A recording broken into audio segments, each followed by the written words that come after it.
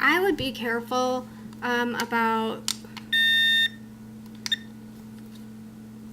other people with just that have a lot of their own issues, be they psychiatric or whatever. Um, I mean, it's nice to get people's support and stuff, but sometimes it becomes like the people can bring each other down and become in a mutual self-destruction, you know. Let's self-destruct together. Let's stay in this bad spot together. So be careful about that. Um, but there are support groups, like they have a long string of letters, the depression and bipolar, whatever, that has support groups, but it's usually mostly in the bigger metropolitan areas.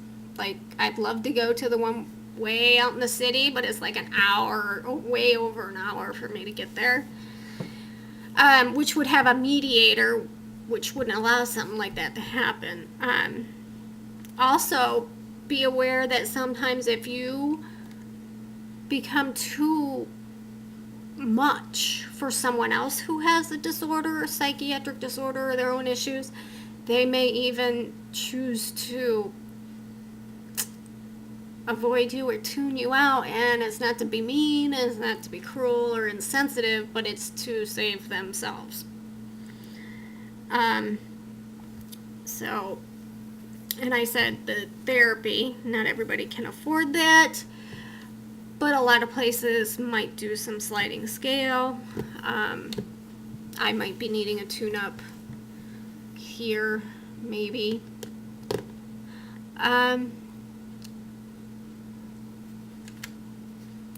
What other coping?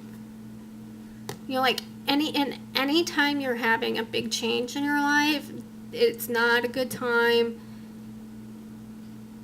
to change other things.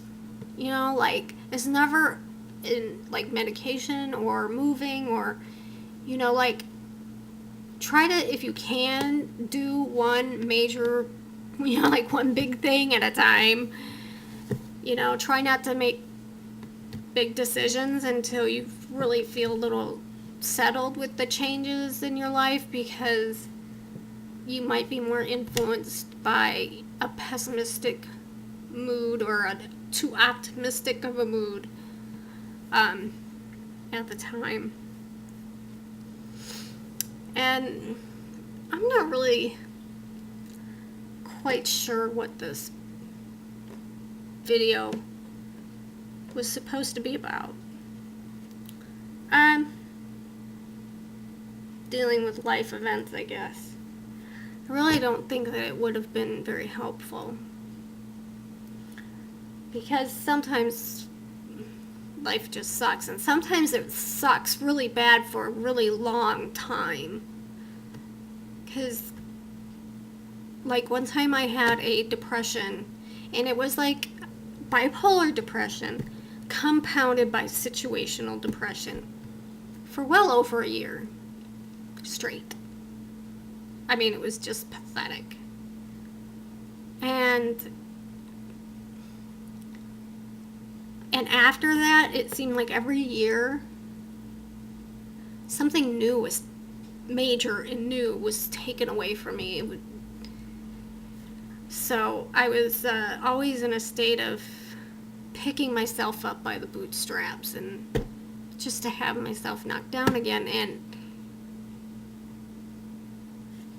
I don't really feel that way anymore. I used to feel that way. Now I feel more like I'm struggling, like, through something and I make it out the other side. I don't ever feel anymore like I've fallen on my face and I have to peel myself off the pavement anymore. When things aren't going well, I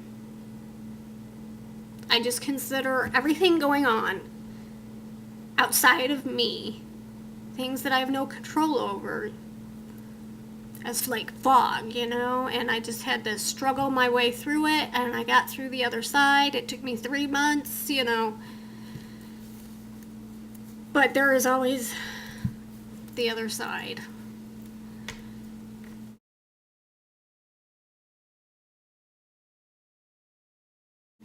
I think here I'm going to address something. Sometimes occasionally I get messages and stuff from people who need help in a way that's not just me chatting or me talking. People who say very serious things that make me worry and worry and worry, and I'm completely helpless over here on the other end. You know, I don't really know you guys. I see an age and a picture and then videos, and I know you as well as I can know you through these things. But when someone is talking about ending their life, to me, I can only say what a lot of people would say, and that is, please get someone to take you to the emergency room right now. You know, I'm not gonna say don't come to me with those messages, but I'm gonna say that that's probably the best thing I'm gonna be able to say.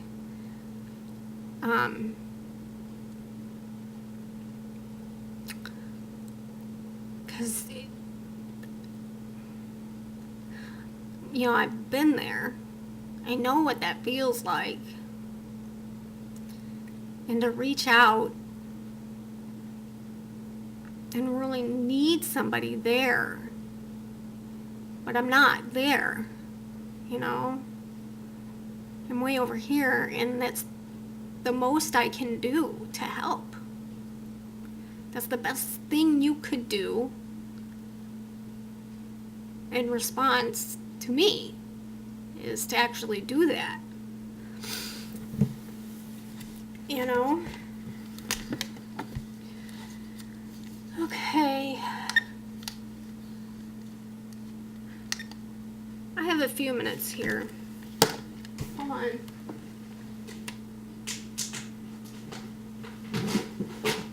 Sorry, I don't have like a pause on this.